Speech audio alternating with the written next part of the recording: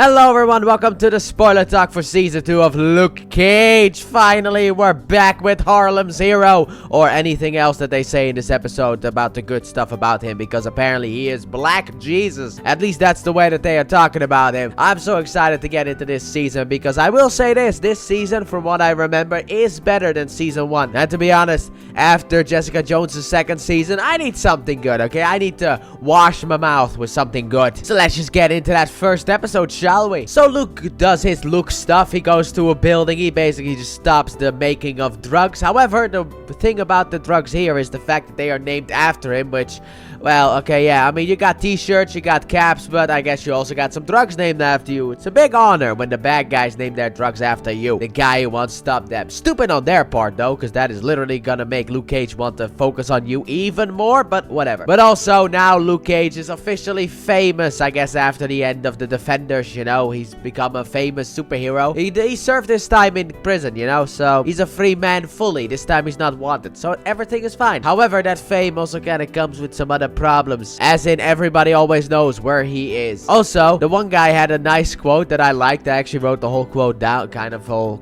because of the fact I thought it was funny.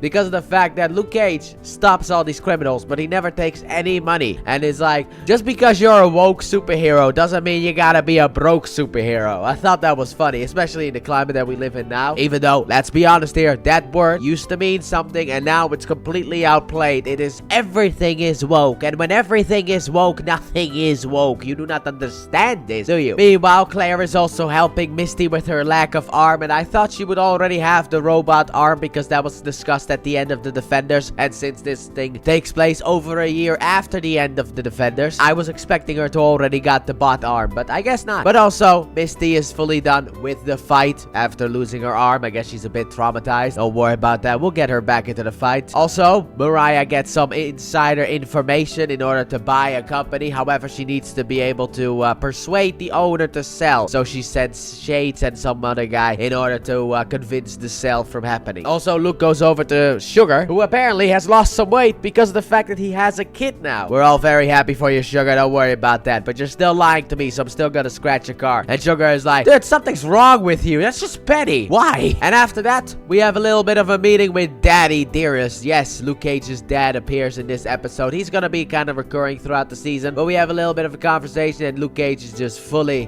done with him. Absolutely, because, you know, he didn't care about Luke Cage when Luke Cage went to prison, even though it was, you know, he was innocent. And also earlier in the episode, we saw Luke's dad, which I didn't know at that point he was Luke's dad, but now I do. But we saw him talk about the fact maybe Luke Cage is not a hero because everyone is susceptible to, like, human nature, as in greed and all the other deadly sins. But no, Luke Cage is different from all those. However, he is susceptible to the fact that if a loved one is in trouble, he might actually turn a blind eye in some way. So then, somewhere else entirely, we meet our boy Bushmaster, the villain of this season, and he already makes an impression. He's like, you know what, Harlem is mine, but it will have to wait, because first I gotta go to Brooklyn. So then later on, Luke gets some information from a newspaper, because the fact that someone apparently changed their name or whatever. Look, okay, I was writing notes while this was happening, so I kind of missed it a little bit, but basically, the newspaper gives Luke the location that he needs to go, which is Harlem's Paradise, in order to interrupt the criminal meeting that is happening there between a bunch of factions. However, Claire's there as well, which immediately puts Luke Cage down instantly, because, like, take your woman and leave. Like, okay, fine, because I don't want Claire to get hurt, which Luke Cage is upset about. But Claire's like, I went in there because I can potentially be a bit more stealthy than you, because everyone knows where you are. I went in there and took some pictures. But Luke's like, look, okay, I don't want to lose you. And also the Claire's like, I'm not just your woman. And I'm like, you got superpowers? Because if you don't have superpowers, you are just his woman. Let's be honest here, okay?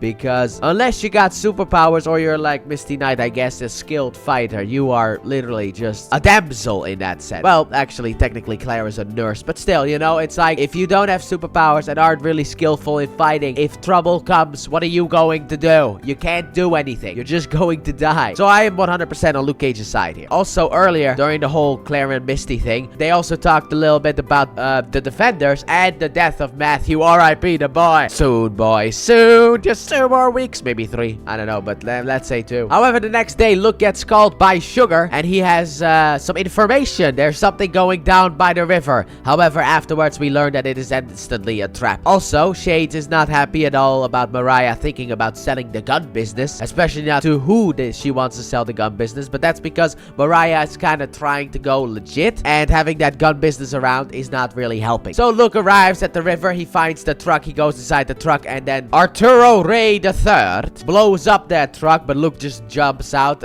He is not naked, so it's kind of not fully realistic, because really that explosion would have incinerated all your clothing, but whatever, it's better this way. But anyway, he jumps out, he puts out the fire, he walks up to him, he gets shot by a Judas bullet. You remember that one from season 1 of Luke Cage, or most recently from Agents of S.H.I.E.L.D., either season 3 or 4. I think it might have actually been season 4 of Agents of S.H.I.E.L.D., but it doesn't work on him anymore, so either his body adapted or this one came from Temu. So Luke Cage knocks him out, and also gives a message to every criminal out there, and that is Harlem is under Luke Cage protection. You want to get to Harlem, you gotta go through Cage. Simple as that. So it's like, okay, you just ruined everything. This is one of them deadly sins, I guess you could say, one of them problems that the reference may have been talking about, because this is a bit of ego. That's what we call this, because now you are inviting a problems to Harlem. This is not good. You shouldn't have done this. Also, earlier in the episode, Misty had a conversation with one of the criminals, and apparently he is out because of the fact that Scarf was a bad guy in season 1, and that allowed him to go free. So Misty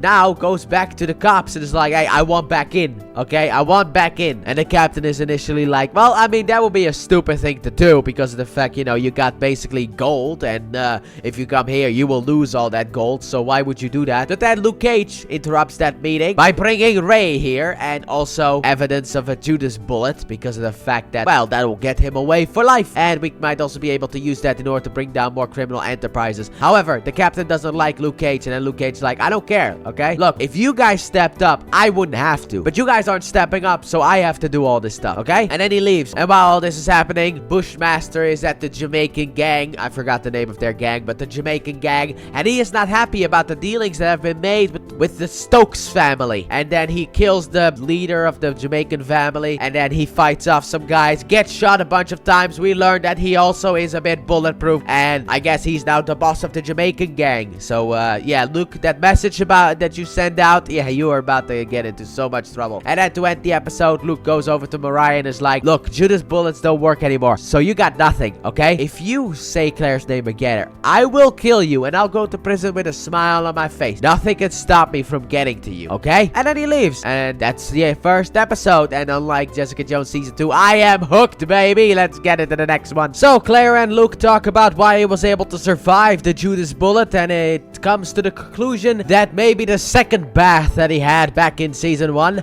that could have strengthened his body and made him be able to take more hits, and maybe it also increased other things as well, like his strength and his endurance. So let's have a little bit of a test of strength that Luke has by throwing tires around that weigh 400 pounds or whatever, like they're nothing, and running really fast, jumping really far, all that stuff. Outside of, you know, how tough his skin is test, we have basically everything else test. Also, Mariah is worried about Luke Cage's threat, but also the fact that she just lost her buyer for the guns, so she doesn't necessarily know what to do, but she needs that 20 mil in order to be able to come clean. Also, Misty has to start slow, which she kind of instantly breaks by interrogating a suspect who has already lawyered up. And also, Bushmaster is kind of bulletproof-ish. He's not really bulletproof, because even though, yes, he cannot be killed by bullets, they do leave damage on his body, so it's not really perfect. However, he does take an interest in Luke Cage because of the fact that Luke Cage holds the heart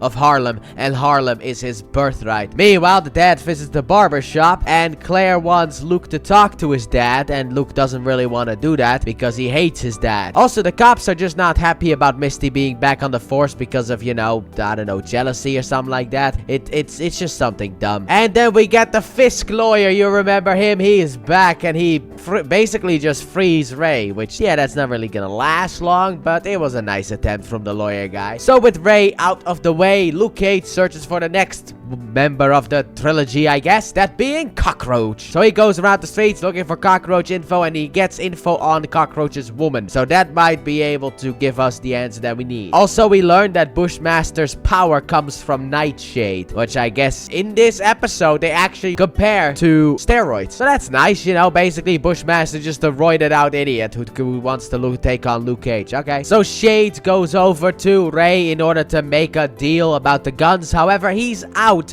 and then he entirely disrespects Mariah, and so Shade shoots him in the head, and also his men as well. So that's, you know, like a reasonable response to your one and only buyer, at least the one that Mariah wanted to sell to. Not really the best shot, but you know what? Nobody disrespects your woman, I guess. Also, Misty is at her job, and she's trying to write. However, everyone keeps staring at her. One guy makes a joke about her being disarmed, and then she gets up and is like, take a good look. You see, I'm missing an arm, but that does not have anything to do with the police work. So you can make all the jokes you want, but don't focus on me, okay? Just focus on the job. And also, Mariah was told that it would be good PR if her daughter was in the picture. And so Mariah goes to visit her daughter, and I will say this, for an incest child, she doesn't look half bad. Like, I always expect incest kids to look like freaks of nature, but I guess some of them get lucky. Maybe it was because it was the uncle and not actually, you know, the brother or dad. That there might be like some DNA in there that where it's like it kind of cancels out the whole like freak of nature part. But Tilda doesn't want to go with her mommy. So then Luke goes to the woman of Cockroach. However, the woman gives no information because the fact, I guess, she's terrified. But then the neighbor is a very nosy neighbor, and she's like, hey, I know where he is. Also, can I get your number in case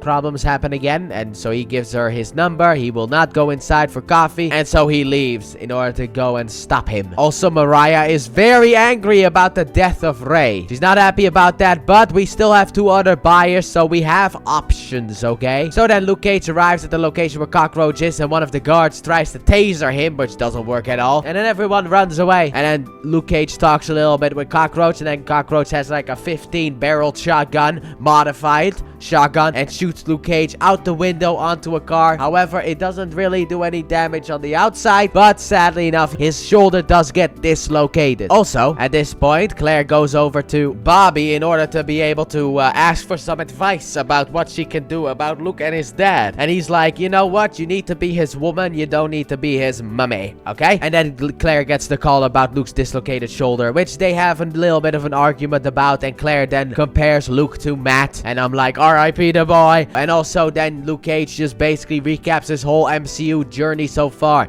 He talks about his first season, about the Defenders. He talks about Jessica Jones season 1. He literally says the name Kilgrave, and then also Danny and Jessica and Matt, but like Kilgrave as well. That was unexpected for me. Very excited, but that was basically the catch up for the people who haven't seen season 1. Why would you watch season 2 if you have not seen season 1? I know that there are people out there like that. Also, Bushmaster visits Tilda in order to get some ingredients so that he can make some Nightshade in order to become all powerful again, and Tilda gives it to him, and then he pays her for it, but he pays a little bit too much. Also, Mariah's gonna make a deal with the Jamaicans after all, and Claire goes to the church where Luke's dad works, and Bushmaster takes the drug, and well, yeah, that's gonna become a bit of a problem. And also, Luke Cage is just walking outside, going for a walk, I guess kind of to clear his head or something, and then he gets a call about the fact that Cockroach is back, and he's beating up his wife and also his son. So Luke Cage goes over there in order to stop him. However, he goes too far when he almost chokes Cockroach to death, and when Luke Cage sees the error of its action, he stops. So even Luke Cage can go a bit too far. You gotta kind of control yourself, Luke Cage. With the strength you have, you need some control. So Luke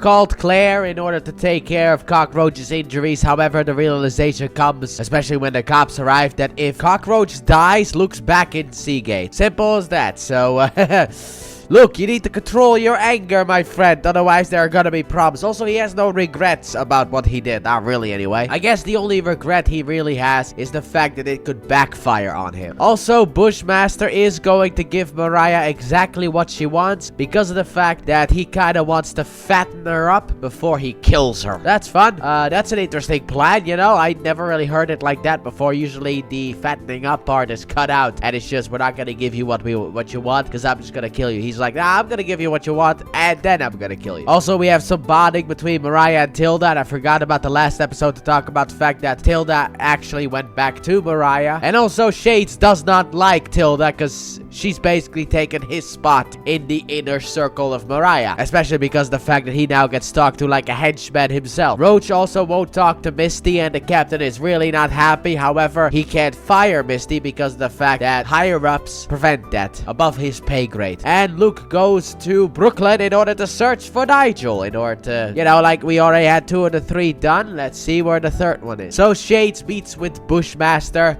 and initially he's like, where's Nigel? It's like, well, his head is right there.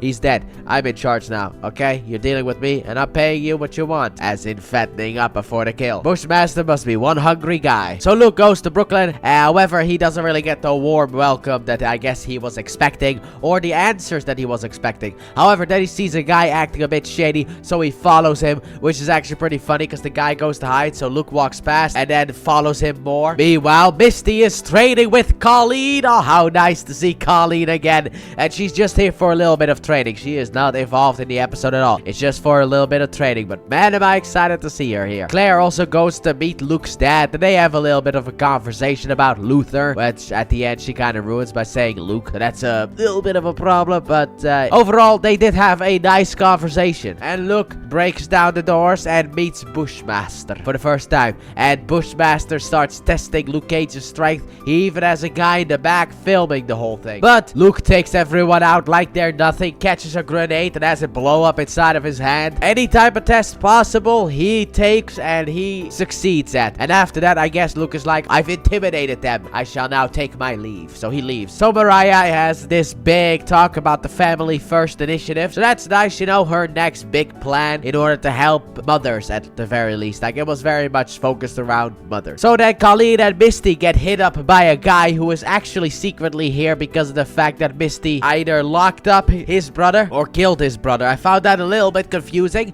but one of those two. And then she has an issue fighting him because she wants to punch him, but she only has stubby, so it's a little bit difficult to make that reach without the other half of her arm. So initially she gets a bit beat, but then Colleen is just sitting there watching, so Misty is basically on her own. However, Misty eventually is able to fight off everyone. Colleen does get a little bit involved, so she does get a wee action sequence, and then the ladies leave and put it on his tab. And that was Colleen's cameo in this series. My guess is the fact that these 2 seasons were filmed close together and probably around the same time, so they were able to do easier crossovers. So that Bushmaster is watching Luke Cage fight, the filming that had happened, and while he is also powering himself up with his steroids, I mean Nightshade. And also Mariah blackmails Higgins in order to get what she wants from the plastics industry as well, because of the fact that she had a girl sleep with him so that he has evidence that he cheated on his wife, and then she's gonna send that to his wife unless she does what he says. So then later on we learn that Stephanie is an inside girl. She's actually working for the Jamaicans, and also Claire thinks that Luke is going a bit off the deep end, as you could say. And also they have a bit of a talk about racism, which is kind of funny that he talks to her about racism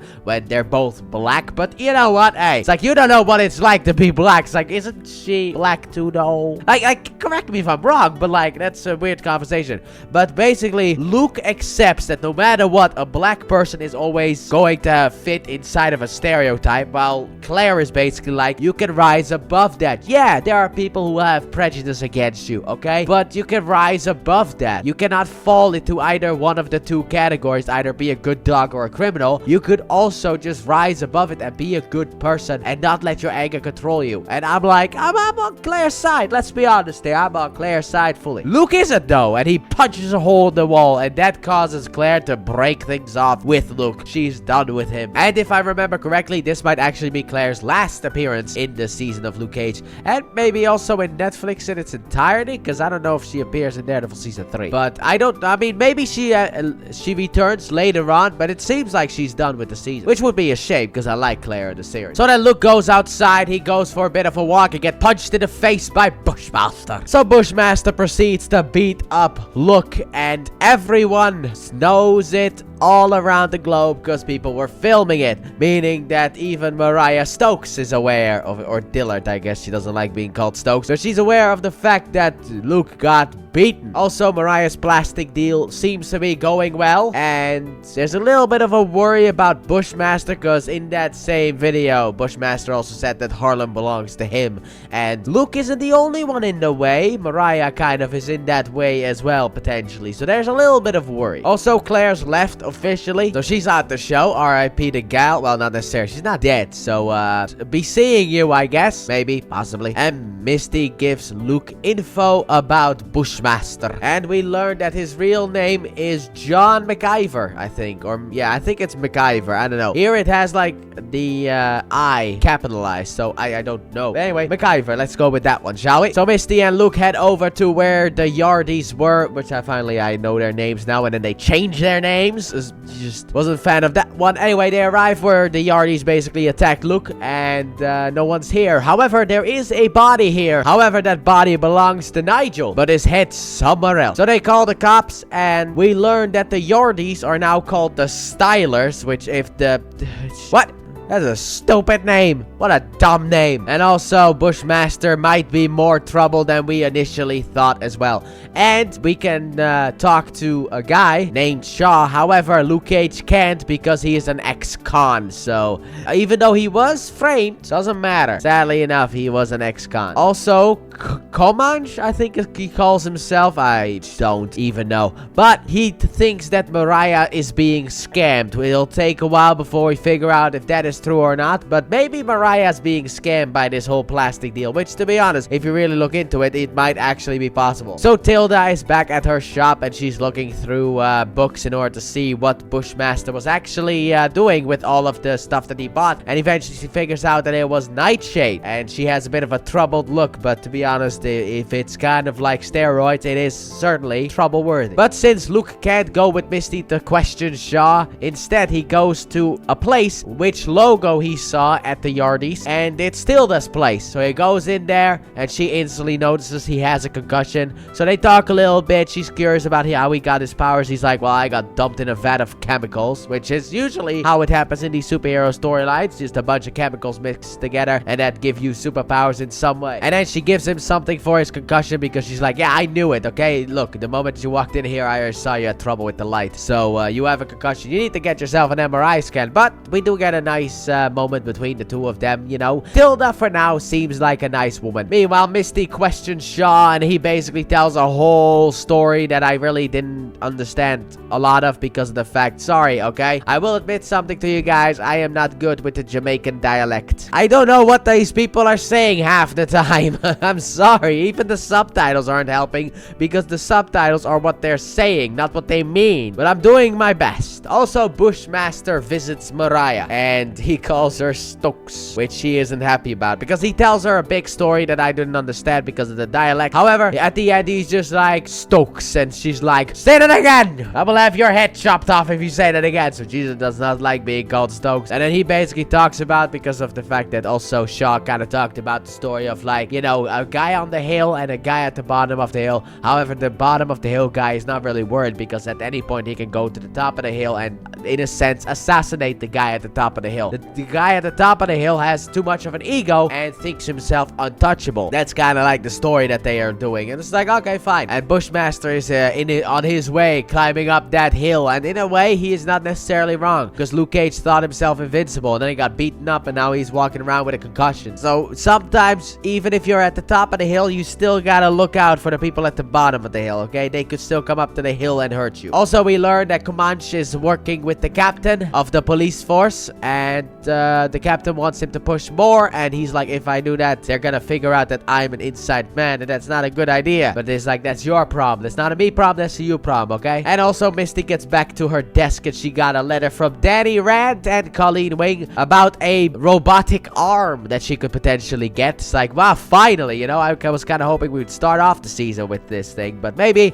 she's gonna get it soon. I really hope she's gonna get it soon, you know. it's kind of weird seeing her being stubby and all. And then Luke Cage is at the barber shop and he's kind of reflecting on everything, even his superhero stuff, you know. Maybe he thinks he's doing some stuff wrong, but Bobby then tells him about the fact that his daughter is having some kidney trouble. However, the good news is the fact that he can go to save her because they're a match, and he's gonna do that because, you know, it is his daughter, even though he hasn't seen her since she was a baby. And then to end the episode, Luke Cage gets served some court papers. By who? I have truly no idea, but by somebody, I presume. So it turns out Cockroach was the one who took Luke to court because of the emotional and physical damage that he has caused him. So Foggy's back, R.I.P. the boy, but it's nice to see him again. Ah, I'm so happy, and he's Luke's lawyer, and actually he is more in this episode than I expected. I thought it was gonna be like a quick cameo like he did in Jessica Jones season 2, but no, he is here to stay. However, the problem is Foggy only got it down to 100k as payment, or we take this to court. So Luke now has to come up with 100k, or he's gonna be potentially going back to jail because an ex-con never does well in court. Meanwhile, Mariah has the family first building. Everything is looking very nice, very pretty, great, and she wants her daughter to be the head of the medical division. Meanwhile, Misty gets a robo arm, which is very nice, and he's such a nice guy. And then later on, she visits Luke with her robot arm. By the way, that is literally just her wearing kind of like a glove, I guess you could say. It's funny. Anyway,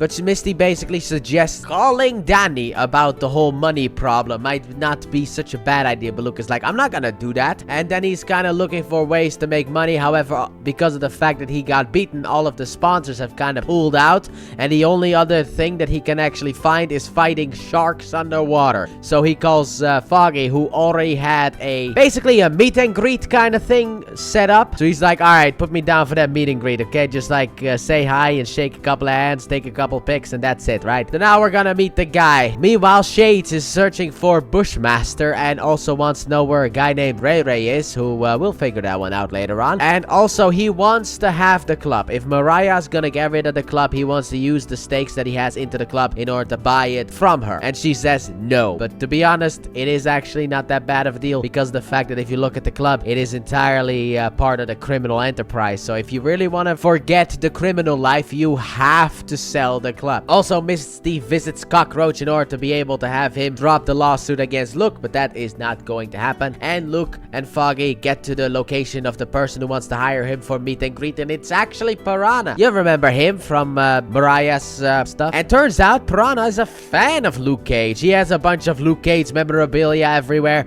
He is just a fun guy. What a fun day. And Luke initially doesn't really want to do it, but then he will do it. However, Luke is able to actually squeeze more money than Foggy was gonna, because like, all right, it's gonna cost you 150,000 if you want to hire me for this meet and greet. And it's like, all right, fine, I'll pay you 150,000 later on. Foggy's like, oh, you should be my lawyer. You're better at making these deals. Also, Misty, for the rest of this episode, has some issues with Scarf. You remember him from season 1? About the fact which cases were corrupt and which cases weren't corrupt. And she thinks about the Cockroach case, and it's like, yeah, but even if he planted the gun, it doesn't really matter. He is still technically guilty, you know? There was a bunch of other stuff that you found that would have made him guilty anyway. You didn't really even need the gun. But Misty thinks about that, but that kind of leads more into the end of the episode. So then Luke and Foggy arrive at the party, and Foggy entirely gets forgotten about. So, sorry, Foggy. Don't worry about that. Daredevil season 3 is just around the corner. Just one more season, and we're in Daredevil season 3 territory. Hey, if you could you visit Iron Fist as well in season 2 or not? Is that too much to ask for? I mean, it wasn't Jessica Jones and Luke Cage. Just complete the Defenders with Iron Fist. Just appear once, just even a voice, just a phone call is all I need. But basically, Luke goes around. However, he's still suffering from that concussion because of the fact that people are using like flashes when they take pictures, which normally is already an issue, and I hate that stuff. Also, the girlfriend of Cockroach apparently got beaten up by Cockroach once again, so that was fun. But she's not talking because of the fact that if he gets out, she's gonna die, and her son could die as well, so she's terrified. Also, Tilda comes to her mother, and she's like, look, I want to know what's going on here, okay? You were lying to the cops earlier when they asked about the one guy whose name I forgot. I want to know everything. And then her mom tells her everything, and then kind of pushes her daughter away once again. But Mariah is not entirely wrong about the fact that a lot of things have been built out of corruption, and I do respect Mariah for trying to go legit, you know? Most people wouldn't do it. I do respect that. Let's see how that one goes though. So Luke is not having a good time at all, at the party, and then Piranha takes 2 girls upstairs, and Luke has to basically be the doorman. So he stands there. However, then he spots a couple of people that look a bit suspicious at this party, but then also he spots Shades. Oh, and also we have a nice interaction with him and a girl who wants a picture. But he sees Shades, and he's like, what are you doing with the Jamaicans? Like, nothing. Are you with the Jamaicans? Because we're not with the Jamaicans, you know? So then Piranha once again comes out, and he's ready to shoot a bullet in Luke Cage, and Luke Cage is kind of against that. Also, Misty is ready to plant some evidence for Cockroach so that he can be arrested, but she doesn't go through with it when she sees a blood trail going away. And that blood trail is, yes, Cockroach is dead. And also, the family first opening is here. Let's open the doors. Heads on bikes. Yep, heads on bikes, boys. 3 heads right there. That is a horrifying image. Hey, family, let's come together and watch the opening on TV about family first. And then it's just the doors open, 3 heads on bikes. The children look away. And then to end the episode, the party gets interrupted when a bunch of Jamaicans start shooting at the party. So Luke has to protect some people, take out the Jamaicans. However, 2 of them take Piranha away because of the fact that he was in contact with Mariah. So that's why he's a target. And Luke saves him and is like, why are they after you? He's like, I don't know. And then Luke is like, you want to hire this hero? Double it. And I'm like, yay, heroes for hire. Never gonna get that, but it wouldn't be nice if we got a Disney Plus show called Heroes for Hire. And then Shades also runs away once he hears the cops, and that is where the episode ends. So Luke and Piranha run from the Jamaicans, and that is basically the episode right there. It is just them running from the Jamaicans, hiding somewhere, and then the Jamaicans plus also Shades searching for them. Simple as that. An hour of just that. Everyone searching for them. However, they get up to a roof and someone sees them, so they go upstairs. So Luke grabs Piranha, throws him to the other building, also breaks his leg, so that's fun, and then goes off to fight off the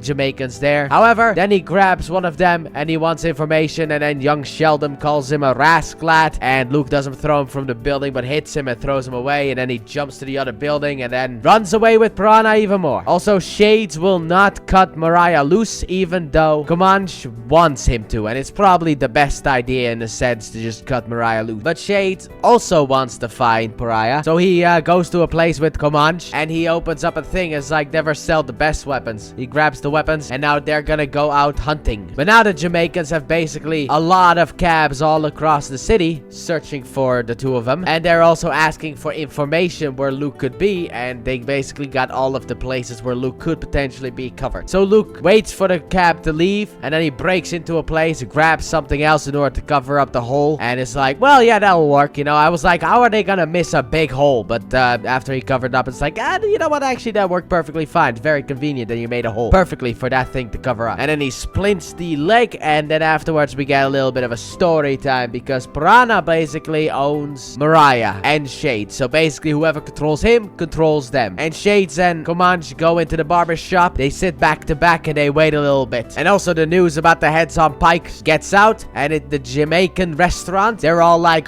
butchers, bad. Even the uncle's like, this is just terrible. And then later on, Bushmaster's like, what do you mean terrible? It's like, yeah, this is weak. You're going about this the wrong way, okay? If you want to kill Mariah, but don't be a butcher like that. That is not the way to go. Also, Shades tells Comanche that Mariah killed Cottonmouth, and it's like, ooh, that might be something that I can go with to the police too. But then it's like, yeah, but only you, Mariah, and Shades know about that. So if you go to the cops, you will basically expose yourself. So I don't know if that's really the piece of information you can use to go to the cops. But also, Shades wants to be more than just a gangster. So then the next day in the daylight, the Jamaicans see that the thing was broken, and also now they know where to look. Also, Luke calls Misty about this, and she spots one of the Jamaican cabs and now knows kind of what to look out for. And while he's doing that, the Jamaicans have apparently come in. They taped up Piranha and they're taking him away. And now Luke Cage, one by one, barrels through all of them eventually. They eventually get outside, and he stops them all from taking him.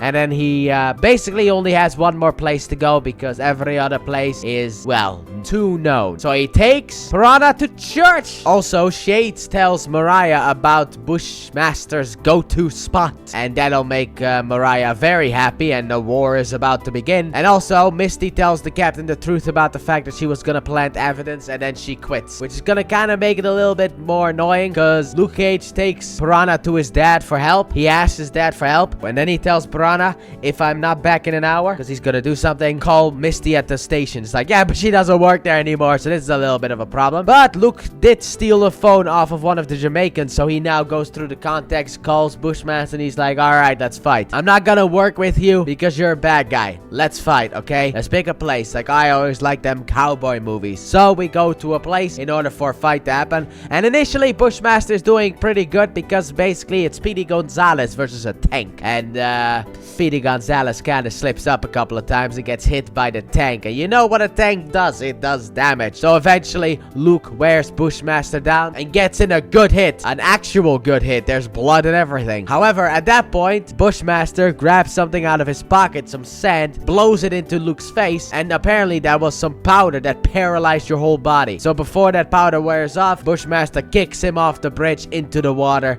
and who knows, maybe Luke Cage is gonna, I can't even finish that one because he's not gonna die, but still, you should have seen this coming, Luke. Really? The bad guy wasn't gonna cheat? Come on, man, that is some sloppiness right there. Alright, so about that last episode, I kind of forgot to talk about the whole Mariah at the police station thing, I think.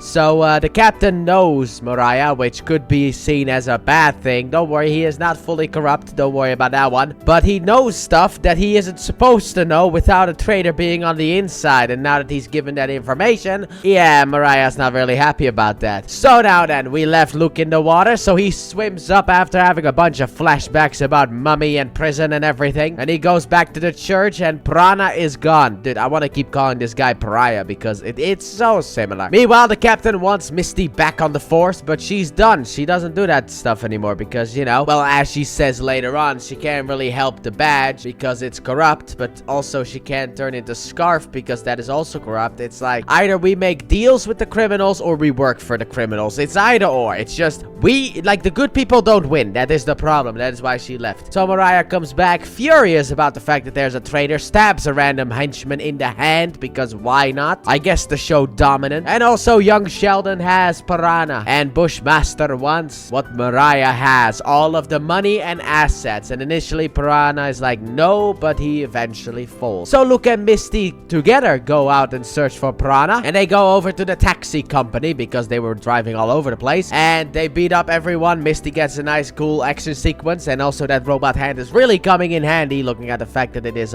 far more powerful than a regular hand. And then eventually they get the location, which is in the back. They go there, and it turns out he's dead. His head has been cut off. What does Bushmaster have with cutting off heads? What's wrong with him? However, the head is being eaten by piranhas, which I actually think is actually kind of fitting. But he's dead, and Bushmaster now owns everything. It'll take a little bit before that comes through, because also Mariah shows her daughter all the money that she has, and is like, look at what we got, okay? One day this can be yours. Yes, it might have been blood money, but I'm trying to do good now. And then later on, it's like, oh god, the money's gone. Also, the captain is looking to make a deal with Mariah with the new information about Piranha and all that stuff, and that makes Misty very angry. And this is actually when she says that the whole corruption, no matter which side you go on. So then Mariah learns that she has lost everything, and she immediately calls her favorite henchman, I forgot his name, and is like, okay, we need to run. Get my daughter. We need to go. Meanwhile, Shades and Darius are just eating. They're talking about the traitor. Darius, by the way, Darius is that other guy who I could not pronounce, but now that I know that his name is Darius, I'll just say that. But yeah, Darius immediately throws Sugar under the bus, which is like, what? Why? So you're gonna pick the guy who has a child instead of anyone else. They could have gotten to anyone else, but you pick Sugar, okay? But Shades doesn't fully buy it. And later on at night, Darius meets up with the captain, and apparently Shades follows him. And basically the captain spills the whole beans and is like, look, Shades, I can help you too, okay? All I want is Mariah. And then Darius kills the captain, and then it looks like Shades wants to kind of cover the whole thing up, but then he's like, you know what? You shot him, and in self-defense, he shot you. Poof, shoots him right there. And then he is heartbroken about the fact that his friend betrayed him, and then shoots him again, and then leaves. Meanwhile, Mariah gets the stuff from the safe, and then Bushmaster shows up, and he ties them to a chair, her and Tilda, and his men put gasoline all over the place. So because he's gonna burn down the place because of the fact that apparently back in the day, very back in the day, one of his grandpapas and one of her grandpapas were friends. and they started a business together. However, then her grandpapa was the one who betrayed his grandpapa, and now he wants revenge. However, Tilda can leave because also Bushmaster's mother was killed by Mother Maple. So that's why Tilda can leave, because he just wants Mariah to die. So he sets the house on fire and walks off with his boys. However, Tilda stays in the house and tries to rescue her mother. Also, Misty gets a call about the fact that the captain is dead and goes over there and sees the fact that the captain is dead.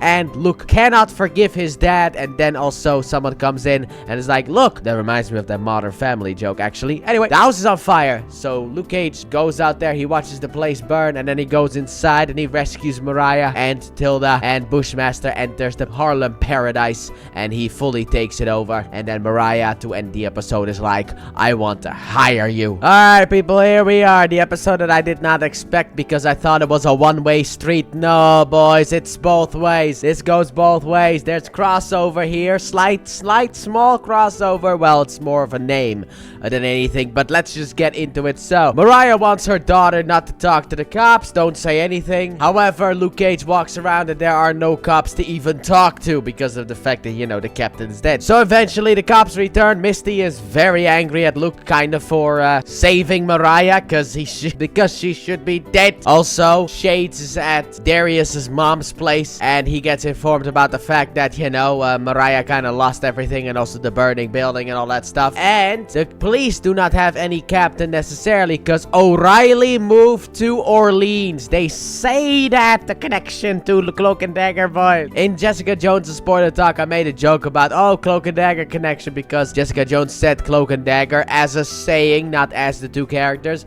But this is connection, okay? So if anyone's like, oh, it's not connected, here's the proof. Also, Bushmaster makes the paradise his home. He's hanging up new paintings. He is really livening the place up in the Jamaican way. However, he is angry when he hears about the fact that Luke Cage saved Mariah. That is not something that he is happy about, and he still wants them dead. So he puts a bounty on their heads for a meal. Also, Misty is questioning Mariah, and Tilda then talks to Luke about the fact that well, she doesn't get to the full thing, but she basically is like, look, okay, Bushmaster came to my store and he bought some stuff. And I'm like, just tell Luke about the Nightshade. Outside of that, there's nothing really that you need to say. Just tell him about the Nightshade. Who cares about the past? Just tell him that. Very important information to tell Luke, but she doesn't. She almost gets to it. However, the lawyer comes in and saves Mariah, who then returns to her daughter right as she's about to say it, so a little bit too late. Also, Shades then becomes a suspect in the murder of the captain, that whole situation.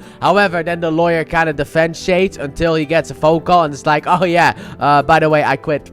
And I quit because you don't have any more money. It's like, okay, yeah. Because Shades was like, I'll be out of here in no time. And then the lawyer comes back in and is like, I quit. That was funny. Also, the uncle of Bushmaster keeps saying that Bushmaster should just stop this. Just stop, okay? And Bushmaster's like, no, I want Mariah dead. It's like, look, you have everything. You got Harlem's Paradise. You burned down her house. You got all her money. What's the problem? You actually left her with nothing. So you don't have to kill her. But no, he still wants to do it. So then Mariah and Tilda are ready to leave the police precinct. However, at that point, also a Jamaican taxi cab comes up and starts shooting at them. And it's like, yeah, okay, we have bounty on our heads. However, sadly enough, the cops don't really have anything on Shades, so he is actually free to go. And since Luke now knows that there's a bounty on the heads of like everyone he loves, he goes over to his dad and is like, dude, leave, please. And then the dad is like, no, I don't think I will. You know what? If you want to protect me, you could stay here in the church and help hand out these pamphlets, but I'm not leaving. So then the cops go to Bushmaster with a search warrant, which kind of ends up with nothing. However, Bushmaster does tell about the story between like the families to Misty, so that is nice. Also, Bushmaster's not really feeling good because he's having withdrawal symptoms from his drugs. And then Shades and Mariah have a little bit of a fight, kind of, but Shades kind of pulls her back in, and then she goes over to her daughter after she got to change of clothes, and is like, look, you're the only thing I have left. And then the daughter's like, you abandoned me. And then Mariah's like, I didn't, okay? Once you were born, I held you, and you were beautiful, and then Mama Maple, she took you from me and put you with the Johnsons, and that's why you ended up with them. And then Tilda's like, oh, okay. By the way, Bushmaster uses Nightshade. Also, Bushmaster needs more Nightshade. However, the stuff that he has gas is running out, so he needs to make it himself, and that could be very dangerous. And once again, the uncle is very against it, and then the uncle leaves angrily, and Shade follows him. And then at the church, Bushmaster's goons, they come in and they start shooting. Luke is able to save his dad and escape the church. Meanwhile, at that same time, also at the herb shop, Bushmaster's goons try to kill Mariah and Tilda, I guess. I don't know if it's really for Tilda. And Luke goes over there, takes them out as well. He has his dad with him. They all go outside, and Luke is like, I need that favor from Danny. 2 more episodes, boys. 2 more episodes. But we got the connection to Cloak and Dagger. That's all that matters. It's all connected. Danny came through. We got an abandoned rand facility, which is eventually going to be, I think, a pharmaceutical thing. But still, we can hide there. So we get in. We hide there for Bushmaster. And that is basically the whole episode, where we are just hiding while deals are made. But first, a prayer circle. Because why not? We have, you know, a father with us. So why not do a little prayer circle? Mariah, I know even the devil can still be in on the prayer circle. But watch out for lightning bolts. They could be coming. So Bushmaster arrives at Tilda's shop in order to find some nightshade. But turns out it is all gone. So he is once again very unhappy with it. However, now he needs them alive instead of dead. And that is going to potentially cause a little bit more complication. Hopefully the word gets out that he needs them alive. Also, a deal must be made with Mariah in order to get Bushmaster. And in order to do that, we need to lower her sentence a bit in order to be able to get it. But she's like, no. Give me immunity from the gun sales and I'm in. And Misty is not happy with it at all, but she understands this is the only way to go. So she goes back to the police station, which, how does nobody follow her? Anyway, in order to tell whoever is in charge about the deal. And turns out it's Ridley again. And she is also in on the deal because she also sees this as really the only option, because sometimes you gotta make the deal with the devil in order to stop something worse from the devil from happening. So she calls Tower from the Daredevil season 2, who also agrees, sends in paper, and Ridley gives that to Misty, and she heads off in order to be able to have her sign it. Meanwhile, Tilda and Luke get a little bit to talking, and she also tells him about the Nightshade. So now he finally knows what gives him his powers. However, there's no real cure for it, sadly enough. We can't really unpower him once he's taken the Nightshade. In a way, we just have to kind of wait until the steroids wear off before we can really put him down and into the ground. However, there was also another deal that was made, as in Tilda tells everything to Luke about the Nightshade, and Luke has to tell everything about her mom to Tilda. And also the offer for the 1 million in order to find Luke Cage and Mariah Stokes has been raised to 3 million. So we are in a lot more trouble, and now a lot more eyes on this thing. And of course, that causes one of the cops to betray us, that being Nandi. That one. She goes to Bushmaster and is like, you want to know the location of Mariah Dillard? I know the location as long as the offer's still good. And he's like, Stokes. Mariah Stokes. And yes, it is. And so she gets the money, he gets the location, and then Misty comes back with the papers, and then Mariah and Luke's dad get to talking a little bit about children. However, what she secretly did was steal his dad's phone, and then she calls Shades, who doesn't pick up. And then later on, Mariah and Tilda get to talking a little bit, and she basically tells Tilda about her real daddy. She's like, no, by the way, Dillard wasn't your real father, actually. You know, I was abused by my uncle, and he is actually your daddy, and that is why I am disgusted by you, and why I can't even look at you. I only put you in here for the campaign purposes, and I didn't put you here for the fact that I love you. I don't. You are still an abomination, and you still remind me of Uncle Pete. So that breaks Tilda completely and kind of causes the ending of this episode to happen. So Mariah signs the papers in order for everything to go through, and then the cops arrive at Bushmaster's place in order to arrest him. However, he is long gone because he got the information. So he arrives at the Rand facility, and he's like, I don't want no war. Give me Mariah Stokes, and I will let you live, okay? All we need. However, Luke is like, well, you know, that might not be such a bad idea. I mean, you are a horrible, horrible wench. However, we need you to put him away, and he is even worse because of the fact of his strength than you. So I'm not gonna turn you in. So Luke goes upstairs, and he throws down a desk to Bushmaster, and then afterwards he jumps out the window, and he's ready to fight. He takes on the people. We have Bushmaster versus Luke Look Part 2. However, this time he pushes away the paralyzing sand, so he actually wins the fight. Then the cops arrive because the fact that Misty did call in the cops to the location, and every one of the Jamaicans get arrested. Fantastic, you love to see it. And also the dad is like, look, I'm gonna leave and I want you to come with me to Georgia. And Luke is like, no. So Bushmaster gets arrested, he gets put in the truck, and they're driving off. However, then Bushmaster tells this really long story, and by the end of it, he flips off the cops, opens up his hand. There's one of those like circular bombs in there, and he explodes it, causing everyone on there to be dead except him. And I'm like, how did he do that though? These are the worst cops probably on the planet, because what? Oh, like nobody checked him. Nobody checked his hand. Nobody checked his pockets about anything. Like, really? You're just gonna put him in there, just like no patting down or anything like that after you put the cuffs on him? While Luke Cage is still there, he could have done something. But whatever. He escapes, and he went to Tilda's shop, which Tilda also comes back to,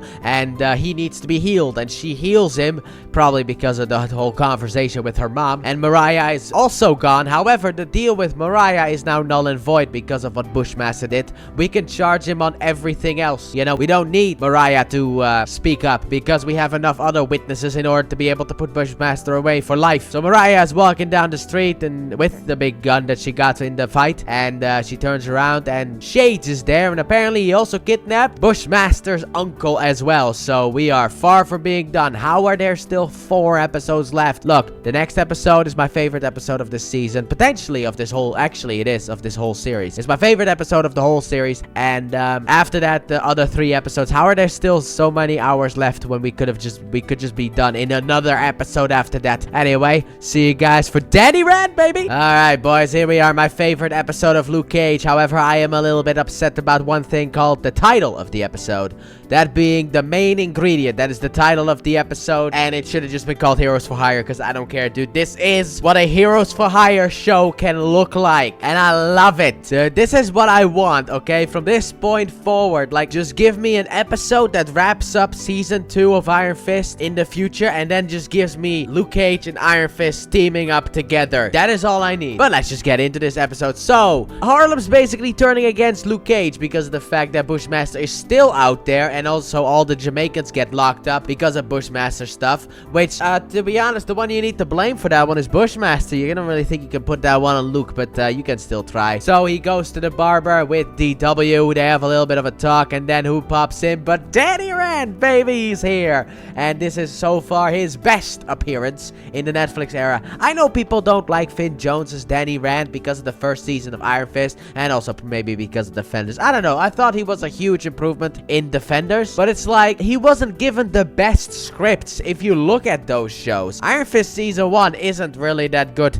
and the Defenders is also a bit of a letdown, so he just needed to find good writers, and here in this episode he is written in a great way. But he comes in and he wants to help with Bushmaster, you know, to take him down, because let's be honest here, we're still Defenders, even though Luke is like, it's like we're still defending New York, okay? Yeah, you're in Harlem, I'm somewhere else. Matt used to be in Hell's Kitchen, R.I.P. the boy. Jessica is drunk. We're still out there, okay? And if you need help, I'm there for you. And Luke isn't necessarily accepting that fully, but whatever. Also, Nandi's gone, so Misty kind of checks in on that one, finds out together with Ridley that she was actually the one who was the criminal, because the fact that when Ridley and Misty talked about the location for Luke Cage and Mariah, behind the glass was where Nandi was standing, and apparently 2 weeks ago they put in a thing where if you scan your card in order to open up that door, it gets notified, so they know it was her. So they go through footage at around the Harlem's Paradise, and they find that Nandi left, so now they go to the airport to arrest her. They arrest her, they have a little bit of a talk, but Nandi at the end is still like, look, I did the right thing, okay? Because that woman is a monster, okay? Let Bushmaster kill her. I don't care. It's what I want to happen. It's the only way to truly get rid of her, so she still thinks she's in the right. And also, if I make a little bit of money off that, who cares? And I'm like, 3 million, that can feed so many families for years. You can feed so many families for years with like 3 mil. Insanity, I tell you. Also, Mariah got her stuff back. She's back in control. All her money, Harlem's Paradise, everything. Because you cannot make a transfer like that legally under duress. And also, Donovan helped to give her all her stuff back. That man is a good lawyer. So as Danny and Luke are just meditating in the stillness, thinking about what we could do next, Danny comes up with just the solution. It's like, okay, so what you're telling me is the fact that this Bushmaster fellow. He's not like you, okay? You get shot by a bullet, but it bounces off you. He actually takes damage from it. So when he escaped, he used a bomb right in his hand, and with that whole stuff that you talked about, he should be damaged, right? So he would need a doctor. However, he can't just go to a hospital and it's like, oh, now I get it. That is basically what Luke is like. So they now are going to find Tilda, and they go to the Tilda's location, but she's not here. But there is proof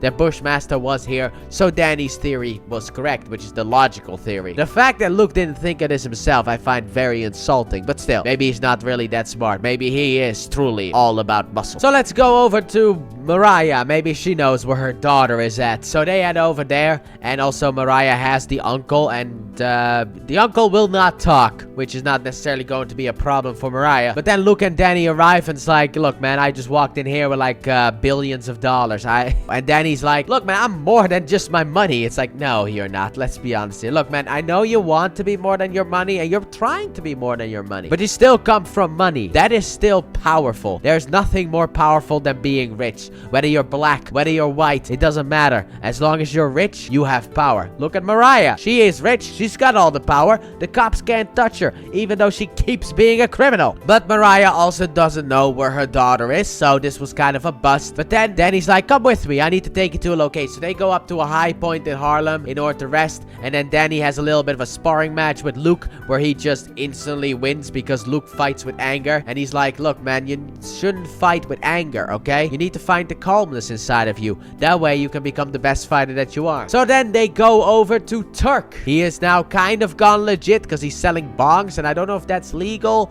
but at least he's not selling, you know, guns and all that stuff. So he's kind of gone a little bit more legit. I like this storyline that we have for Turk over the Netflix era.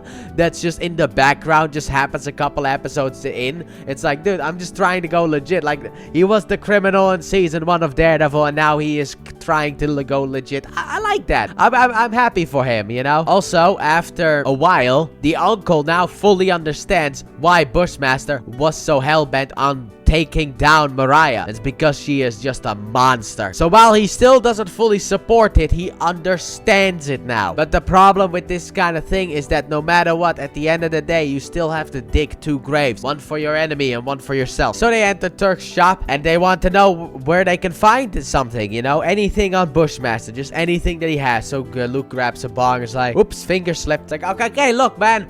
The Jamaicans have like a plant house. Maybe he's there, you know? Just leave my stuff alone. Also, are you gonna pay for that thing? He's like, no. Like, okay. So they head over to the plant house, which I don't know the English name for, so I'm just gonna go with plant house. They go in there, and we get a little bit of team up fighting. Some really cool action overall. It's not as good as Daredevil, but yeah, we don't have those type of stunt people, because basically for the whole season, they've been working with basically the Juggernaut. They cannot now work with Speedy Gonzalez, okay? But it is a pretty cool fight sequence, the way that they help each other. Like, Luke just picks up a box and throws it at a guy so that Iron Fist doesn't get hit, and then Iron Fist knocks the dude out. And then at the end, they do the whole Cap and Thor thing, where basically Danny lights up his fists and hits the hand of Luke, and it causes a shockwave effect. And then finally, let's just throw Iron Fist over there in order to be able to take some guys out. The final couple of guys. And then they enter the location, but they learn that Bushmaster is not here. However, this is where they are growing the Nightshade. However, sadly enough, without the Jamaican sun and also the Jamaican soil, Nightshade can't grow here. So that Danny decides to buy the building and burn it to the ground kind of thing, because who is he gonna complain about, right? So yeah, being rich is a superpower. Also, Ridley later on thinks that Misty should be in charge of the Harlem cops because she knows what happened at Midland Circle. She was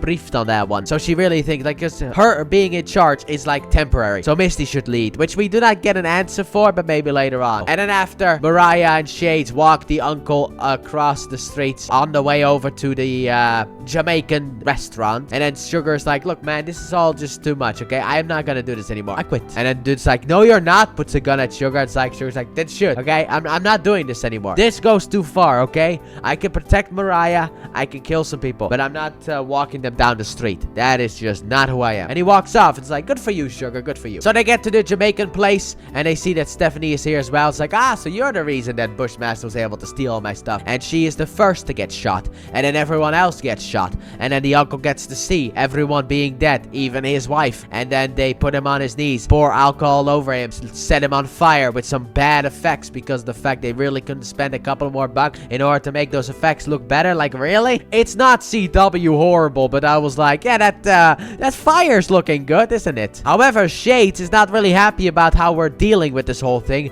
and neither will Bushmaster, who is right now in recovery. And maybe in the next episode he's gonna be in recovery as well, because I don't see how we still have 3 episodes left. It feels like the next episode could end it all, unless Bushmaster gets put away in the next episode, or put into the ground. And then we deal with Mariah in order to close all of the loopholes, because maybe, just maybe, the Luke Cage people got informed that they were not gonna get a season 3 and that their show would be cancelled. Who knows? I don't know. But to end the episode, Danny and Luke are eating and talking, having some fun conversation, and still talking about the Defenders. We even get Jessica Jones and Matt Murdock's name mentioned. Overall, yeah, we're all here for you, Luke. That is basically the end of the storyline. It's just like, we're all here for you, Luke. And also, I got sent here by Claire. Claire called me to check in on you. And Luke is like, why? And I was like, you should know that. Well, that's what she told me to say. I don't actually know why she asked me to come. But she told me if you asked to say that you know that, and you know why. So I got nothing. Okay, women, they're an enigma, don't know what it means. And that is the end of the episode, and that is the crossover with Iron Fist. And I'm so happy that we actually got this. This is my absolute favorite episode of this series because of the fact that I love these two together and I want to see more of that. Like, for me, when Iron Fist and Luke Cage got canceled, it wasn't the end of the world, because for me, the way that I saw it was just they're gonna do a Heroes for Hire show. But then Daredevil got canceled and everything died for me, because it was like, oh, okay, so just canceling everything on Netflix, cool. But I would love to see that stuff. If Marvel wants to bring that concept back, maybe in the, I don't know, the Mutant Saga, I guess, or whatever saga is gonna follow up the Multiverse Saga, because we're not getting anything for the Multiverse Saga, okay? We are done. Like, the shows that are coming out now are probably all, I mean, who knows? There might be some more that comes out because of the fact that they did delay Secret Wars to the end of 2027. So maybe in 2027 we could get something, but I would love to see Luke Cage and Iron Fist with these actors teaming up once again for a show,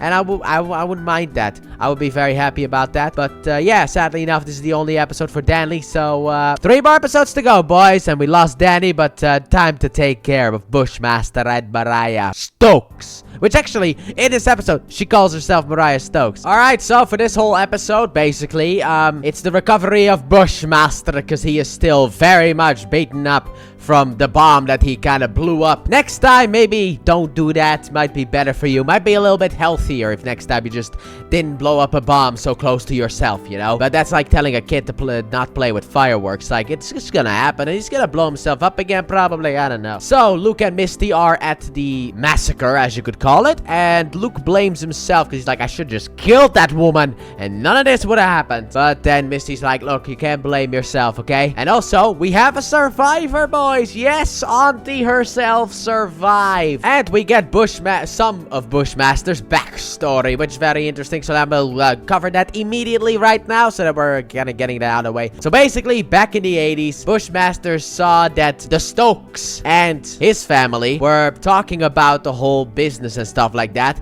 and the fact that his family wanted a part of the business back because they rightfully earned it. But then Mama Mabel and Uncle Pete laughed it off like it was nothing. So then we also get to see, obviously, the house burning and all of that stuff with the usual Netflix fire, which looks dumb, but hey, you know, Netflix didn't give us the budget. What do you want? And also, apparently, back in the day, there was an injection for the Jamaican community. The problem is, it killed the community. So I don't know if that was planned or an accident, but the only one who actually did survive was Bushmaster, because he was special. And so one day, when he was selling some fruit, Uncle Pete came up to him, shot him, and then his uncle took him to the uncle's mother, and she healed him with Nightshade. And that was like the first instance of him using Nightshade, I guess. And that is it. That is basically the backstory, at least the important parts that I really care about. Also, Mariah has a bunker now, so that is nice. And Misty has to calm the people now because of the fact fact that they're all rattled because, you know,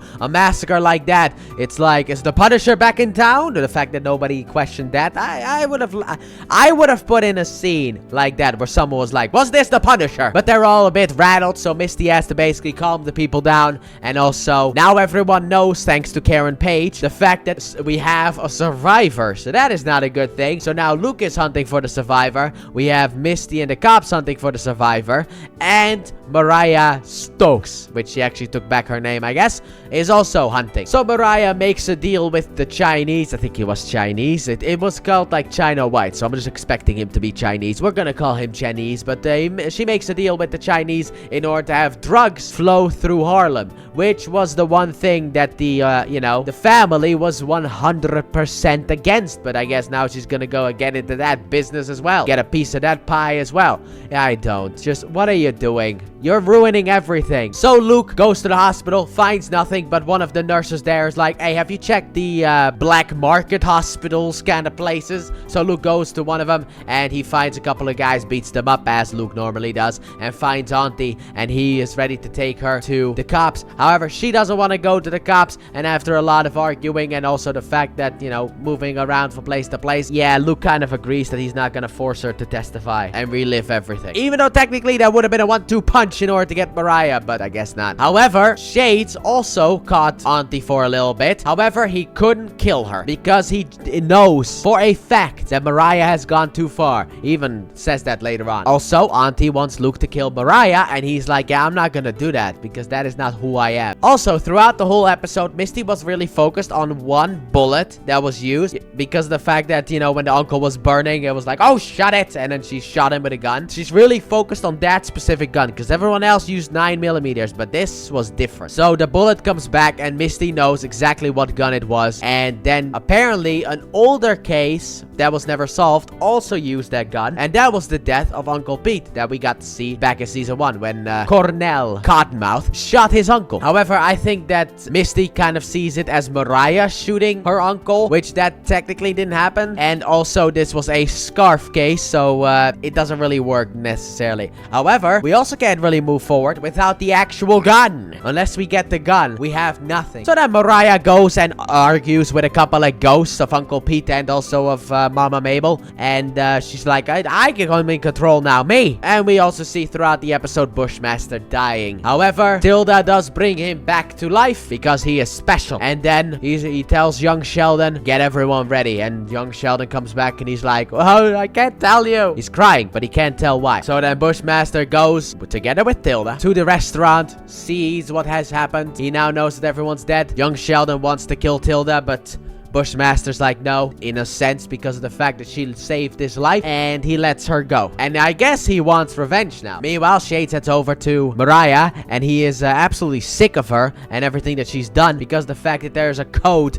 to the streets they gotta live by. Otherwise, it doesn't work, okay? Otherwise, there's nothing but chaos. You gotta live by the code, but you didn't do the code. You don't hurt innocent people unless you have to. That's the code. So then Shade tries to kill Mariah, but he's like, you're not even worth it. And he quits, walks away. And he goes to Misty, and he's like, we're gonna work together, you and I. Meanwhile, Luke takes Auntie to where Uncle's burned body is, and Bushmaster is there as well, already checking out the body. And then Luke and Bushmaster talk to each other, and Luke is like, look, man, if we fight again, I will finish it, but you can walk away. I'm giving you the out. You can walk away from all this stuff. I'm going after Mariah, but you can walk away from this stuff, but it's your choice. If we tussle again, it's not gonna end well for you. So then Luke leaves, and then to end the episode, Sugar basically comes in and is like, look, okay, you can't be a hero, you have to be more. And then Luke is like, I have to be king. And that is how the episode ends. How do we still have 2 episodes left is beyond me, but let's see how they stretch this ending. So you remember that time when the actor who portrayed Cottonmouth was supposed to portray Blade? Yeah, good times, good times. How did they not make that movie though? Like, Blade is one of the easiest characters to just make a vampire movie. Well, let's get a little tease to that at the beginning of this episode because of the fact that apparently a new drug called Bushmaster is on the rise, and apparently if you take it, you turn into a vampire, a zombie vampire, you know? I don't really know, but one of those two. So that's gonna cause some problems, you know? And this is Mariah's plan in order to ruin Bushmaster even more. So Mariah tries to bring more crime families together under her rule, I guess, and that's at least the way that it looks. And yeah, that seems fine, I guess. However, Bushmaster is keeping an eye on Mariah. So Bushmaster eventually follows the Chinese dudes, finds the place where they are making the Bushmaster, and he plans to shut it down. However, Luke Cage then shows up, and now they're working together, which, to be honest, love to see that kind of stuff. You love to see when the hero and the villain team up. However, no killing, at which point it's kind of like Daredevil and Punisher, but not as good, where basically at each point Luke Cage stops Bushmaster from killing everyone.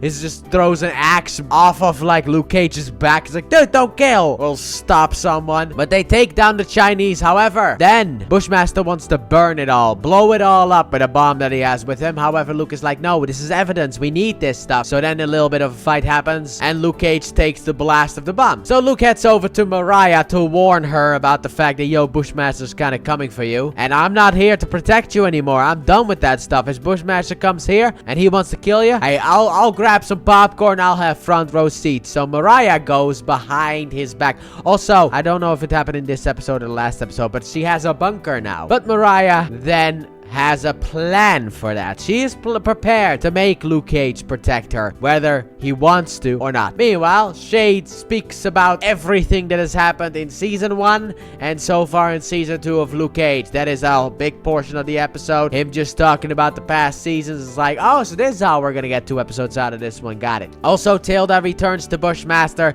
and she tells him about a secret way in, and she has a shot of Nightshade. However, he shouldn't take it all in because it will make him go insane. He should take it in dosages, in that sense. Yeah, he's not gonna do that. Let's be honest there. He's not gonna do that. So what is Mariah's plan in order to force Luke Cage to appear? Well, what if we just invited the biggest star that Netflix can buy and also give out the tickets for free? You know, everyone is allowed to come into Harlem's Paradise and we got a star that Netflix could pay. It's a win-win, right? You know, and that way so many innocent people, or as they call them as well, collateral damage, is around. So now Luke Cage has to go there in order to protect, well, kind of Mariah. So everyone arrives at the party, and also Misty has Shades go in with a wire. However, the main thing that Shades needs to do is get the gun, because that's how we'll be able to nail Mariah to the wall, if we can get the gun. So Shades tries to get Mariah alone, which doesn't really work because she doesn't fully trust him. Understandable, looking at the fact that last time he tried to choke her to death, but hey. However, Bushmaster then arrives, goes in through the back and goes in from down below. However, what I thought is he was gonna come up upstairs. However, no, he comes up behind the bar, and also obviously he takes all of the Nightshade. So he goes up,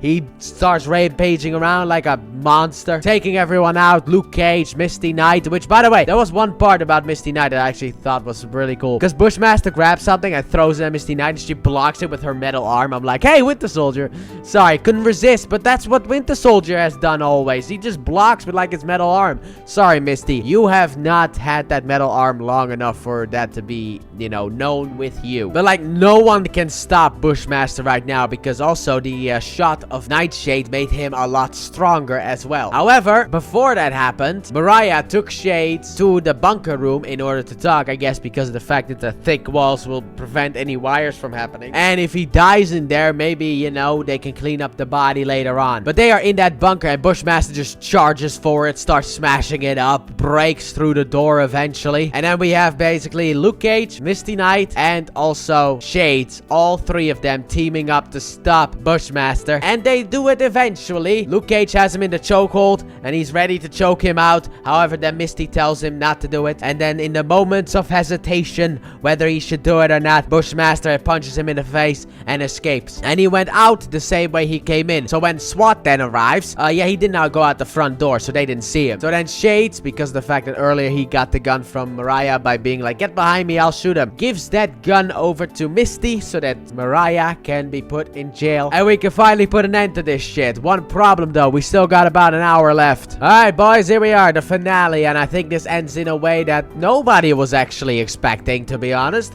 I didn't expect this ending to be the way that they ended this season. And I was so annoyed by the fact that this show got cancelled. Because like, dude, I want to see what happened. What were they planning in season 3? So this episode starts off with Blake Tower being back again. Hey, my man, I love seeing him. I love these like minor Netflix characters just like crossing over. But he beats Mariah in court in a way, so she gets put in jail. But it's not entirely over yet because she still needs to go through a jury in order to be able to do it, and that's kind of where a problem comes from. However, Mariah kind of pulls out the Kingpin speech from Spider-Man PlayStation 4. You remember that one where he was like, if I am gone, crime will take over. And yeah, well, it's true. Crime takes over Harlem entirely. Luke Cage does his best to stop it, but he can't stop it. Also, Misty visits Tilda in order to see if Bushmaster is there, and she doesn't find him and can't search without a warrant. And when she leaves, Bushmaster comes out and Tilda gives him a drink that can kind of counteract the negative effects of the nightshade that he took from that needle. And also, Shades wants to help Luke win, but Luke doesn't necessarily accept help. I mean, he accepts what Shades says, but then afterwards he tells him to just leave. And the one behind everything, at least all this war stuff, is Carbone. She's the one behind everything because she wants Harlem. Another one of those people who wants Harlem. It's always someone who wants Harlem. And everyone basically says that Luca needs to be the one to take over the crime business, which he is still hesitant on. Also, Mariah almost gets killed in prison until she gets saved, kills her savior, and is like, I'm in charge now. So,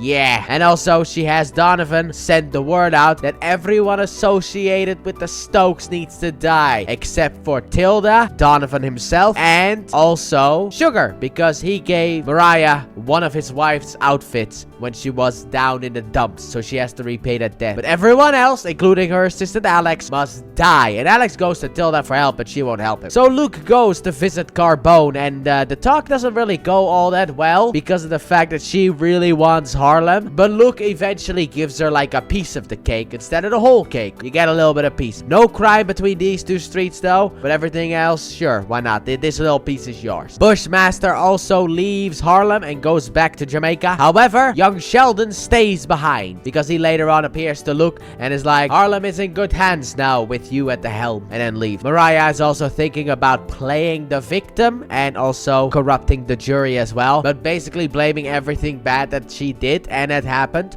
on Shade. So let's see how that's gonna play out. Also, Luke wants to talk to Mariah, but Misty's like, yeah, that's not really a good idea. And then afterwards he calls Foggy. He's like, hey, can you get me Mariah's lawyer's number, please? So I can go behind Misty's back and still talk to her in prison. Then Foggy helps. Good guy, Foggy. Always a good guy. But also at that same time, Tilda also wants to see her mom, and she puts down a note. But first, Shades is the one to visit Mariah, and he once again abandons her, so that one isn't necessarily important, but I just thought I'd mention it. But then Tilda arrives and the two have a little bit of a chat, and Mariah also now compares her daughter to herself instead of to Uncle Pete. And then Tilda kisses her mother goodbye and leaves. And then Luke later on visits her, and then she's like, so you're now at the top of everything, huh? And Luke is like, I kind of have to be, you know, but I'm not gonna run it badly, but I have to be at the top. He's officially made that decision in order to be at the top. But then sadly enough, or excitingly enough, depending of course on who you are, Mariah dies. She perishes. Good on that one. Good. It's just long time coming, but good. Turns out that Tilda had poison on her lips when she kissed her mom, and that poison infected her, which I'm like, wouldn't that also affect Tilda? Like, Tilda put it on her lips, kind of like the poison lipstick, but like it also affects your lips, wouldn't it? Whatever. I'm not gonna look into it because the fact that at least now she's dead, so that's a good thing. So then Misty arrests Shades because the fact that, well, with the death of Mariah, the whole deal is gone and he literally admitted to a lot of stuff. So, in prison with you, good sir. However,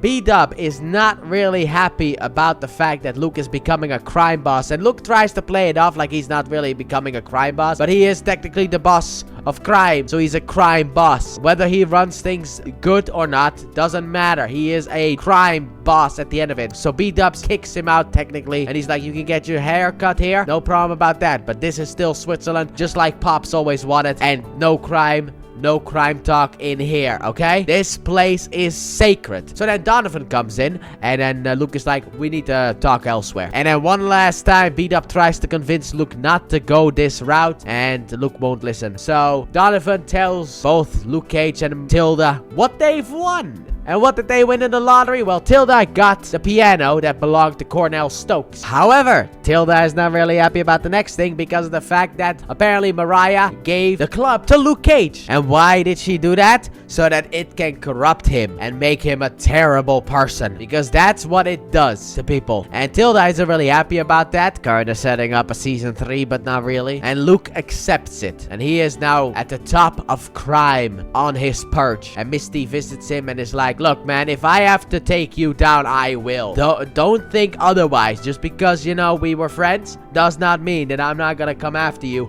if you go bad, okay? And Luke is like, I'm gonna hold you to that. So it's kind of like he wants her in his corner so that if he goes off the deep end, she can pull him back, maybe. Or make him pay for the crime. And also, Claire is here. However, sadly enough, Luke sends her away because she does not belong in the new life that he is going to lead. And to be honest, it's probably for the best as well. And that is the end of Luke Cage, with him becoming the Kingpin of Harlem. And I don't know how to feel about this ending, to be honest. Like, I've enjoyed the season. Yes, it does feel a bit more stretched out. However, it was better than Jessica Jones season 2. However, compared to season 1 of Luke Cage, I don't really know which season I enjoyed more. Like, the last season really felt like, in a way, 2 seasons kind of smashed together. You know, I got the Cottonmouth season and the Diamondback season. But here, you have the Bushmaster Mariah Stokes season. And it feels like it's too long for telling that story. It feels like some of it gets stretched out. Like I said, not to the likes of Jessica Jones season 2, but it still felt that way. And also it's like, okay, where are you pulling all this stuff from? Like, we could have ended this earlier. This could have been a 10 episode season and probably would have been better that way. However, seeing Luke having to deal with being Harlem's hero is actually really cool. The fact that Harlem is on his side. However, the moment that he, I don't know, is late once, Harlem turns against him. And it's like, to be honest, he is just one man. He can't do everything himself. However, they did very much push for a 3rd season, which I would have liked to see how they were gonna, like, resolve everything with Luke Cage being the crime boss. I would have loved to see that, but that is where we left off Luke Cage in the MCU. Also, the little reference to Cloak and Dagger. Big fan of that one as well, but I really would have loved to see that. And if Marvel wants to bring back Luke Cage and Iron Fist, not necessarily in Daredevil Born Again season 2, but I mean, if they get their own show, or if they get Heroes for Hire, which I think is better for these 2 characters, then I would like to see like a flashback episode to see how everything, or maybe just an episode of that series where we can resolve this plot line of him being the kingpin of crime. Because like I said, I don't really know if I feel good about that choice. That decision is just, I don't know, kind of feels like out of left field. Yes, it does feel like, and the series does set it up to be a thing that he has to do, not something that he wants to do. But I also found in the last episode the whole Carbone storyline coming kind of out of nowhere. She wasn't necessarily well introduced in this season, and then she's just like the problem of the final episode. And then she's also the reason why Luke has to become the Kingpin of crime. So overall, look, I enjoyed this season. I think it's actually pretty good. I would say it's on par with season 1. Bushmaster was very entertaining when he was on screen, especially when he, at any moment that he has a chance, corrects people being like, Stokes, not Dillard, Stokes. I love that. I thought that was funny and actually pretty cool. And I liked him a lot. Obviously, I like Mike Coulter as Luke Cage. Bring him back in Born Again season 2. To anyone wondering, I am recording this in June of 2025. We do not necessarily have any information on who comes back. The only thing that we know right now is that Jessica Jones is gonna be in Daredevil Born Again season 2, and that Punisher will be in Spider-Man Brand New Day. That's all I know. So I don't know if Mike Coulter will be back as Luke Cage. Finn Jones has expressed interest in returning as Danny Rand, so that one would be an easy pickup if they wanted to do that. It would be nice if, like, at D23 of 2025, they would just bring out the Defenders and be like, Born Again season 2 is kind of like a mini Defenders season. It's kind of like Captain America Civil War, where it's a Captain America movie. This is a Daredevil season, but also Avengers and Defenders. That would be cool, but overall, I'm gonna end the spoiler talk here. So, let me know what you guys thought about this season in the comment section down below. Obviously, spoiler filled if you want to. And with that being said, thank you all so very much for watching, and I hope you guys have enjoyed. And if you did, please like button, subscribe if you're new, if you're not already. Turn on notifications, don't forget to check out the Let's Play channel, link in the description and at the end of the video. And I'll see you next time for the character from the crossover, the Immortal Iron Fist, the second season, which is way better than season 1. Bye!